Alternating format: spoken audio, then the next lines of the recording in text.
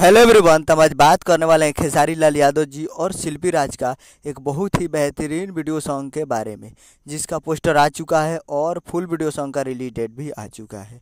और इस गाने को लिखे हैं टुनटुन यादव जी और इसमें म्यूजिक दिए हैं आर्या शर्मा जी और इसे गाए हैं खेसारी लाल यादव जी और शिल्पी राज जी, जो कि आपको स्क्रीन के ऊपर दिखाई दे रहा है। जिस सॉन्ग का टाइटल रखा गया है पलंगिया डोले, जिसका टाइटल है पलंगिया डोले। और वीडियो में है खेसारी लाल यादव जी और शिवानी यादव जी, फिट में है शिवानी यादव जी। और video song release in on 17 मई को सुबह 6:45 AM पे फुल वीडियो सॉन्ग को रिलीज किया जाएगा। यानी कल सुबह 17 तारीख को 6:45 पे फुल वीडियो सॉन्ग को रिलीज़ किया जाएगा Vindhyavasini films Bhojpuri YouTube channel पे।